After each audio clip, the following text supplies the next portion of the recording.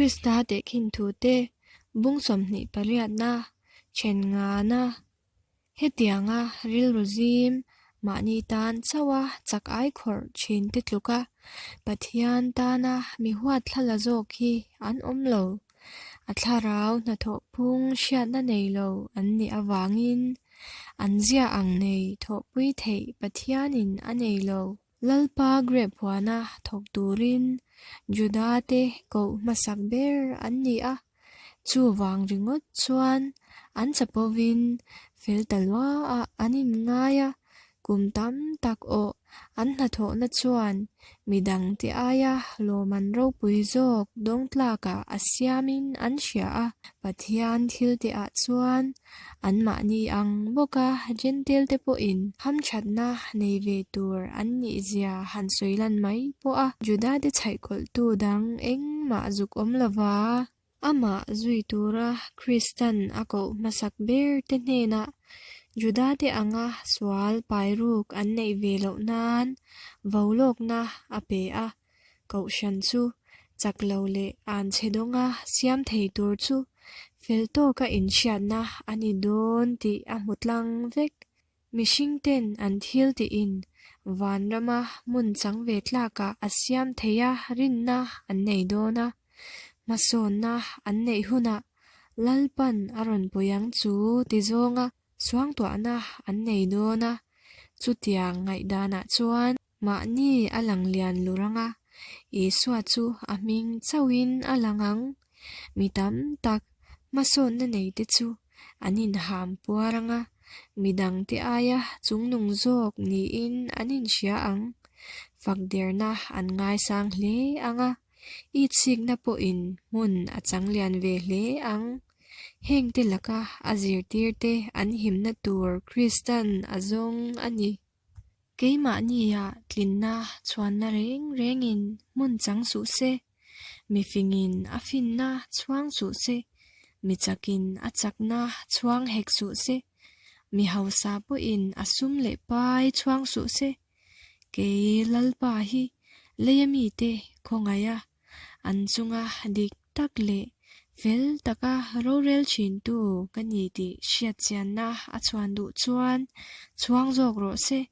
chu chu kalom zong tak ani a ti hi lalpa thu chuak ani loman hi thil ti awang ani love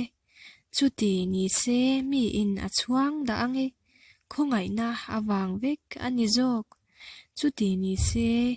ti sa lama min thla tu Abraham thu kha engtin nge kan soita kang le thil ti awanga thiam chan tir ni se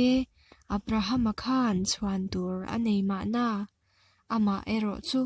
pathian ma a chuan anei hau lo lekha thu in enge a soi kha Abraham chuan pathian aringa chu arin na awang chuan thiam chan tir ani ati a na thok tu hlo chu khongai thil pek ani lova bat anga ngai ani jok miswal thiam chan tir tu chu mi in arina thil ti wang ni lova thiam chan tira a hian arin na awangin thiam chang ani kan ti midang te chung lama enjoy moi na emo midang te do zonga lung oi lo na nei na tur chan cha emo a lova midang te aya ham cha jok ni sa tu ma an lo lo man don phu sa a thei ringot hek lo ama saber tele anu nung berten chatuana reng tur lo man ro pui chu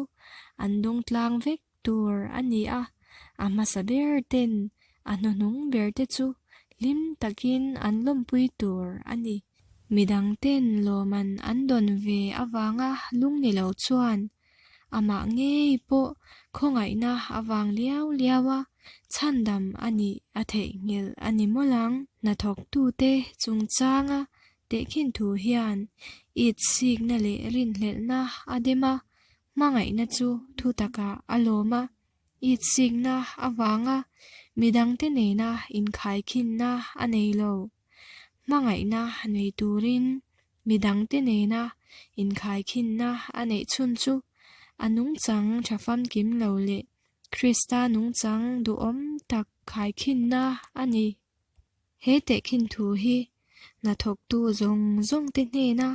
vau khan na ani a an rong bol hun chung chu rein thok na sa te ma se